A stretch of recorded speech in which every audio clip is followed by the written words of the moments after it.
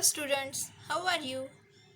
In last video we discussed about the universal set, subset, Venn diagrams and complements of set.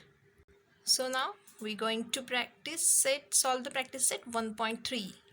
So first problem is they given us some sets A, B, C, D and which of the following statements are true or false, they ask us. So these are some statements also. First statement is C is a subset of B. See, according to this statement, C is a subset of B. C have two elements B and D, and set B have four elements C, D, E, F.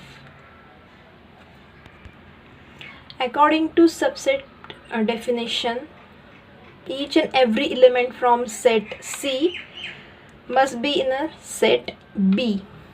Then only the C is a subset of B. So see here B and D, but the B is absent in set B.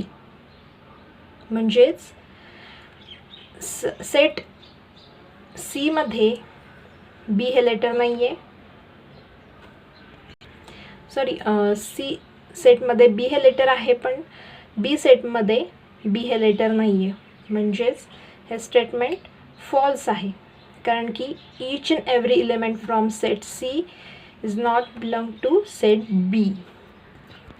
जर set B मध्ये सुद्धा B असतात तर हे statement true झालं असतं, पण इथे B ॲब्सेंट असल्यामुळे हे स्टेटमेंट फॉल्स आहे. आता आपण सेकंड स्टेटमेंट बघूयात. ते आहे A is a subset of D. इथे आपण पाहू शकतो की A सेटचे एलिमेंट्स आहेत A, B, C, D, E आणि D सेटचे एलिमेंट आहेत A, E. According to the definition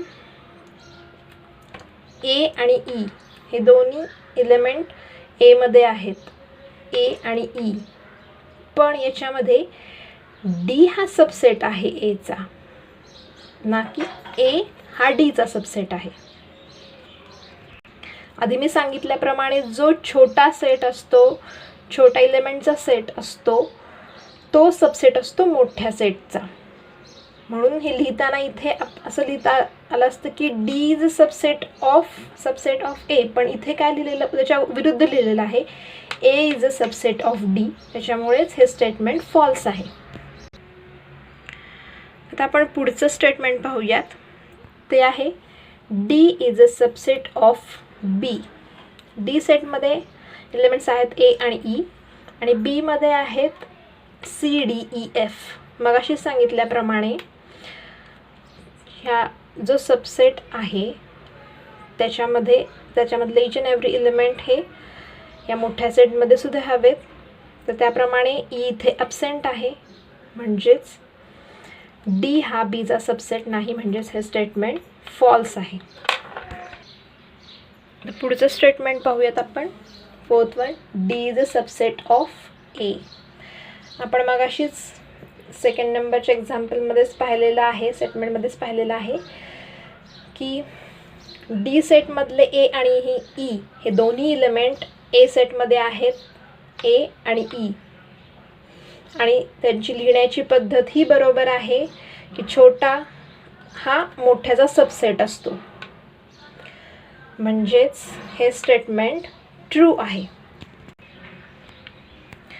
पुढचं स्टेटमेंट पाहूयात आता आपण. B is a subset of A. B सेटमध्ये आहे C, D, E, F आणि A सेटमध्ये आहे A, B, C, D, E. तर याच्यामध्ये A मध्ये F हा एलिमेंट नाही आहे, त्याचप्रमाणे B हा एलिमेंट सुद्धा नाही आहे, म्हणजेच हे स्टेटमेंट फॉल्स आहे. आता आपण पुढचं स्टेटमेंट पाहूयात. Last statement, C is a subset of A. C मध्ये दोन एलिमेंट आहेत B आणि D आणि A मध्ये सुद्धा ते दोन एलिमेंट आहेत B आणि D, म्हणजेच हे स्टेटमेंट ट्रू आहे. तुम्हाला सर्वांना समजलं ना की कशा प्रकारे आपण सबसेट ट्रू ऑर फॉल्स निवडलेले आहेत. Let's take second example. Take the set of natural numbers from 1 to 20 as universal set and show set x and y using Venn diagram. So they give us two sets x and y. First we have to write down the universal set. So universal set is from 1 to 20. आता पहिल्यांदा आपल्याला set x हा list फॉर्ममध्ये convert करून घ्यावं लागेल. आता इथे त्यांनी सेट एक्स दिलेला आहे की all set such that x belongs to N means natural number and x is greater than 7 and less than 15. त्याच्यावरून आपण लिस्टिंग मेथडनी हा एक सेट लिहून घेतलेला आहे. त्याचे एलिमेंट्स आहेत 8, 9, 10, 11, 12, 13, 14 म्हणजेच 7 पेक्षा मोठे आणि 15 पेक्षा लहान. त्यांनी सांगितल्याप्रमाणे आता आपण व्हेन डायग्राममध्ये हे कसं बसवायचं ते बघूयात. अशा प्रकारे आपल्याला व्हेन डायग्राम दाखवता येईल. याच्यामध्ये सेट एक्स आपण दाखवला आहे ट्रायंगलनी. त्याच्यामध्ये एलिमेंट्स दिलेले आहेत 8, 9, 10, 11, 12, 13, 14 आणि युनिव्हर्सल सेटमधले एलिमेंट्स आहेत 1, 2, 3, 4, 5, 6, 7, 15, 16, 17, 18, 19, 20. अशा पद्धतीने आपल्याला व्हेन डायग्राम दाखवता येईल. वाय सेटमध्ये त्याने दिलेलं आहे all y such that y belongs to N means natural number y is prime number from 1 to 20. म्हणजे वाय ही नॅचरल नंबर आहे आणि they are starting from 1 to 20 prime numbers. Listing फॉर्ममध्ये अशा प्रकारे आपण वाय सेट लिहू शकतो. त्याचे एलिमेंट्स येतील प्राईम नंबर्स सांगितलेले आहेत आपल्याला 1 to 20 म्हणून 2, 3, 5, 7, 11, 13, 17, 19. आधी सेट एक्सचा आणि युनिव्हर्सल सेटची आपण व्हेन डायग्राम काढली तशीच आता युनिव्हर्सल सेट आणि वाय सेटची आपण व्हेन डायग्राम काढून बघूयात. अशा पद्धतीने आपण व्हेन डायग्राम काढणार आहोत. इथे आपण युनिव्हर्सल सेट यूने डिनोट करूयात. युनिव्हर्सल सेट हा रेक्टँगलमध्ये दाखवलेला आहे आणि वाय सेट हा ओव्हलमध्ये दाखवलेला आहे. तर वाय सेटचे एलिमेंट्स इथे आपण दाखवलेले आहे 2, 3, 5, 7, 11, 13, 17, 19 ह्या वाय सेट आहे. युनिव्हर्सल सेटचे elements remaining starting from 1 to 20 1, 4, 6, 8, 9, 10, 14, 15, 16, 18 and 20. अशा प्रकारे आपण एक्स अँड वाय हे दोन सेट युनिव्हर्सल सेटमध्ये दाखवलेले आहेत. पण हे दोन्ही सेट एकाच युनिव्हर्सल सेटमध्ये पण आपण दाखवू शकतो. ते कशा प्रकारे ते आपण पाहूयात. हे बघा आपण दाखवलेले एक्स आणि वाय हे दोन्ही सेट एका युनिव्हर्सल सेटमध्ये दाखवलेले आहेत. हा एक्स सेट आणि हा वाय सेट. इथे वरती आपण दाखवताना ट्रायंगलमध्ये दाखवलेला आहे एक्स सेट आणि इकडे ओव्हलमध्ये दाखवलेला आहे. त्याच्यामुळे कन्फ्यूज होऊ नका. आपण कोणताही शेप दाखवू शकतो आणि मोस्टली युनिव्हर्सल सेट हा रेक्टँगलमध्येच दाखवतात. तर इथे बघा तुम्हाला दिसेल की या एक्स आणि वायमधले जे कॉमन एलिमेंट्स आहेत 11 आणि 13 हे दोन्ही असे एकत्र करून हे दोन्ही सेटमधले कॉमन एलिमेंट्स आहेत म्हणून आपण इथे असे लिहिलेले आहेत. आणि उरलेले एक्सचे हे एलिमेंट्स आहेत आणि वायचे आणि या दोघांमधून उरलेले हे 1, 4, 6, 16, 15, 18 and 20 हे युनिव्हर्सल सेटचे एलिमेंट्स आहेत. अशा प्रकारे आपण हे सेटसुद्धा दाखवू शकतो. अशा पद्धतीने हे आपण एक्झाम्पल सॉल्व केलेलं आहे. थर्ड एक्झाम्पल बघूयात आपण. इथे युनिव्हर्सल सेट दिलेला आहे. त्यांनी त्याचे एलिमेंट्स आहेत 1, 2, 3, 7, 8, 9, 10, 11, 12. नंतर पी सेट दिलेला आहे. त्याचे एलिमेंट्स आहेत 1, 3, 7, 10. Then show the sets U P dash by Venn diagram and verify P dash bracket dash is equal to P. पहिल्यांदा आपण युनिव्हर्सल सेट आणि पी सेट लिहून घेऊयात. परत आपल्याला पी डॅश काढून घ्यायचा आहे. तुम्हाला कॉम्प्लिमेंट ऑफ सेट माहितीच शिकलेलो आहोत आपण. तर इथे कॉम्प्लिमेंट ऑफ पी म्हणजे काय, set having elements of you means universal set which are not in set P. म्हणजे असे एलिमेंट्स की जे युनिव्हर्सल सेटमध्ये आहेत प्रेझेंट पण जे पी सेटमध्ये नाही आहेत असे एलिमेंट्स म्हणजे पी डॅश म्हणजे येईल आपल्याला. तर पी डॅशचे एलिमेंट्स 2, 8, 9, 11, 12 असे येणार आहेत. आता आपण यू पी आणि पी डॅशची व्हेन डायग्राम काढूया. अशा पद्धतीने आपल्याला व्हेन डायग्राम दाखवता येईल.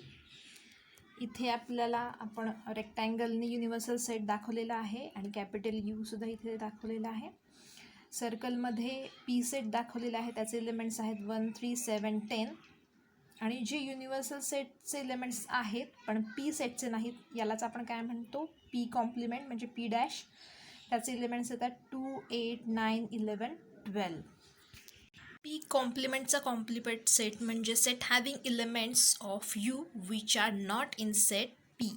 म्हणजे असे एलिमेंट की जे युनिव्हर्सल सेटमध्ये आहेत पण पी कॉम्प्लिमेंट सेटमध्ये नाहीत. आता बघा पी कॉम्प्लिमेंटमध्ये कोणते आहेत, 2, 8, 9, 11, 12 हे सोडून युनिव्हर्सल सेटमधले म्हणजे कोणते येतील, 1, 3, 7, 10. तुम्ही इथे बघू शकता की पी सेट आहे त्याचे एलिमेंट्स आहेत 1, 3, 7, 10 आणि पी कॉम्प्लिमेंटचा कॉम्प्लिमेंट जो सेट आहे त्याचे पण एलिमेंट्स आहेत 1, 3, 7, 10. इथे तुम्ही या पी सेटला 1 म्हणू शकता आणि इथे पी कॉम्प्लिमेंट सेटला इथे तुम्ही 2 म्हणू शकता. बाय 1 and 2 तुम्ही पी कॉम्प्लिमेंटचा complement set is equal to P असं प्रूव्ह करू शकता. अशा प्रकारे आपलं एक्झाम्पल सोडून झालेलं आहे. 4th question, set A having element 1, 3, 2, 7 then write any 3 subset of A. तर सबसेट म्हणजे काय तुम्हाला तर माहिती आहे की जो आपण सबसेट देणार आहोत त्या सबसेटचा ईच अँड एव्हरी एलिमेंट हा मेन सेटमध्ये असला पाहिजे म्हणजे तो सबसेट असतो. तर आपण पहिलं एक सबसेट बघूयात की बी मध्ये आपण एक एलिमेंट घेतलेला आहे 1 आणि तो अशा पद्धतीने बी इज अ सबसेट ऑफ ए असं लिहिता येऊ शकतं. तसंच दुसरा सबसेट आपण सी, त्याचा एलिमेंट आहे 3, C is a subset of A. तसंच डी, त्याचा एलिमेंट आहे 2 आणि D is a subset of A. तसंच E is a set which having element 1 and 7, E is a subset of A. तसंच F is a subset of A having element 3, 2, 7 or G is a subset of A having element 2, 1. अशा प्रकारे अजूनही विविध options आपण तुम्ही वापरून वेगवेगळे subset तयार करू शकता. अजून 2 एलिमेंट्स असलेले अजूनही सबसेट तयार होतील ज्याच्यामध्ये 3 असेल, 2 असेल एलिमेंट, परत 3 एलिमेंट्स असलेले अजूनही सबसेट तयार होतील. अशा विविध प्रकारे तुम्ही सबसेट लिहू शकता. नेक्स्ट क्वेश्चन आपला आहे की write the subset relation between the sets. त्यांनी काही सेट्स दिलेले आहेत. पहिला सेट आहे P is the set of all resident in Pune, M is the set of all resident in Madhya Pradesh, I is the set of all resident in Indore, B is the set of all resident in India, H is the set of all resident in Maharashtra. तर या सेट्समधले subsets relation बघायचे आहेत आपल्याला. आणि second question आहे which set can be the universal set for above set. तर दिलेली माहिती आपण अशा प्रकारे लिहून घेऊयात. आपल्याला माहितीच आहे की इंडियामध्ये हे सर्व बाकीचे सेट्स येतात म्हणून इंडिया आधी लिहून घेतलेला आहे, बीने डिनोट केलेला आहे सेट. त्याच्यानंतर महाराष्ट्रामध्ये पुणे येईल म्हणून महाराष्ट्राच्या खाली पुणे लिहून घेतलेलं आहे आणि इकडे मध्य प्रदेश लिहून घेतलेलं आहे, त्याच्या खाली इंदोर येणार आहे. याच्यावरून आपण हे सबसेट लिहिणार आहोत की पी पुणे हे महाराष्ट्रामध्ये येतं म्हणून आपण P is subset of H लिहिलेलं आहे. तसंच पुणे हे इंडियामध्ये सुद्धा येतं म्हणून पी सबसेट ऑफ बी लिहिलेलं आहे. तर तसंच महाराष्ट्र हे इंडियामध्ये येतं म्हणून आपण एच सबसेट बी लिहिलेलं आहे. तसेच इथे इंदोर हे मध्य प्रदेशमध्ये येतं म्हणून आपण आय सबसेट एम लिहिलेलं आहे. इथेच तसंच इंदोर हे इंडियामध्ये सुद्धा येतं म्हणून आय सबसेट बी लिहिलेलं आहे आणि तसंच मध्य प्रदेश हे इंडियामध्ये येतं म्हणून एम सबसेट बी लिहिलेलं आहे. असे हे सबसेट आपल्याला भेटलेले आहेत. आणि दुसरा क्वेश्चन आहे, which set can be the universal set for above set. याच्यावरून सगळ्यावरूनच आपल्याला समजतं आहे की इंडिया हा युनिव्हर्सल सेट आहे आणि B is the universal set for above set. असं खाली एक स्टेटमेंट लिहून घेऊयात आपण. अशा प्रकारे आपण हे 5th एक्झाम्पल सॉल्व केलेलं आहे. Next example, which set of numbers could be the universal set for the set given below. Set त्याने दिलेले आहेत, A set of multiple of 5, B set of multiple of 7, C set of multiple of 12. म्हणजे इथे जे त्यांनी set दिलेले आहेत त्यांचे युनिव्हर्सल सेट काय असतील हे आपल्याला लिहून घ्यायचं आहे. त्याच्यासाठी आता आपण सेट हे लिस्टिंग मेथडमध्ये लिहून घेऊयात. तर अशा पद्धतीने लिस्टिंग मेथडने असं लिहून घेणार आहोत. Set A starting from 5, 10, 15, 20, 25. These are the elements of set A and ellipses are there. Then set B having elements 7, 14, 21, 28, 35. Again ellipses are there. And again set C 12, 24, 36, 48, 16 and ellipses. According to the conditions, the elements are there. तुम्हाला माहितीच आहे की 5चे elements हे अनंत आहेत, तसेच 7चे elements हे सुद्धा अनंत आहेत, म्हणजेच इन्फायनाईट आहेत. आणि 12चे एलिमेंट्ससुद्धा इन्फायनाईट आहेत. त्याच्यामुळे ह्या सर्व संख्या तुमच्या बघितलं तर लक्षात येईल की या सर्व संख्या नॅचरल नंबर्स आहेत, तसंच होल नंबर्स आहेत आणि तसंच इंटिजरसुद्धा आहेत. म्हणूनच वरती विचारलेल्या प्रश्नाप्रमाणेच युनिव्हर्सल सेट आपल्याला सांगायचं असेल तर हे तिन्ही युनिव्हर्सल सेट आहेत, natural numbers, integers and whole numbers. ते आपण अशा प्रकारे दाखवू शकतो की ए हा नॅचरल नंबरचा सबसेट आहे, बी हा नॅचरल नंबरचा सबसेट आहे, सी हा नॅचरल नंबरचा सबसेट आहे. तसंच ए हा होल नंबरचा सबसेट आहे, बी हा होल नंबरचा सबसेट आहे, सी हा होल नंबरचा सबसेट आहे. तसेच ए हा इंटिजरचा सबसेट आहे, बी सुद्धा इंटिजरचा सबसेट आहे, सी सुद्धा इंटिजरचा सबसेट आहे. खाली एक सेंटेन्स लिहायचं आहे, here set of natural numbers N, whole numbers W and integers I are universal set for set A, set B and set C. अशा प्रकारे आपण हे सोडवलं आहे. ह्याच्यातला दुसरा पार्ट बघूयात. यातला सेकंड पार्ट आहे, त्याच्यामध्ये पी सेट दिलेला आहे, set of integers which are multiple of 4 and T दिलेला आहे, set of all even square numbers. आता हे आपण लिस्टिंग मेथडमध्ये लिहून घेऊयात. आधी सेट पीचे एलिमेंट्स दिलेत आहेत 4, 8, 12, 16. टी सेटचे एलिमेंट्स आहेत 4, 16, 36, 64. Set of all even square numbers, म्हणजे इवन स्क्वेअर्स आहेत त्याची आपल्याला लिस्ट लिहायची आहे. इथे आपल्याला इथे लक्षात येईल की या सेटमध्ये असणारे सर्व नंबर्स हे नॅचरल नंबर्स आहेत, होल नंबर्स आहेत आणि इंटिजरसुद्धा आहेत. म्हणूनच P is a subset of natural numbers, T is a subset of natural number, P is a subset of whole number, T also subset of whole number, P is subset of integer and T also subset of integer. आणि खाली sentence लिहायचं आहे की ही a set of natural numbers in whole numbers w, integers I are universal set for set p and set t. अशा प्रकारे हा आपण 6th प्रॉब्लेम सॉल्व केलेला आहे. 7th एक्झाम्पल आहे, let all the students of a class is an universal set. Let set A be the student who secure 50% or more marks in maths. Then write the complement of set A. त्यांनी इथे आपल्याला universal set दिलेला आहे. क्लासचे सर्व students universal set आहेत. परत ए set असा आहे की ज्यांना 50 आणि 50पेक्षा जास्त मार्क्स मिळतात मॅथ्समध्ये, तर त्याचा कॉम्प्लिमेंट ऑफ सेट ए काढायचा आपल्याला आहे. म्हणजेच काय येईल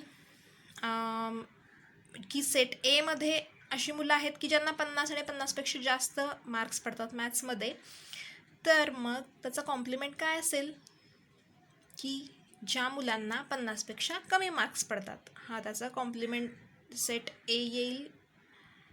आधी युनिव्हर्सल सेट लिहून घेऊयात. U is equal to all students of a class, नंतर set A students who secure 50% or more marks in maths. Complement of set A means dash A is set of students who secure less than 50 marks in maths. तर अशा पद्धतीने खूपच सोपे questions आहेत. I hope everyone understood this. Bye.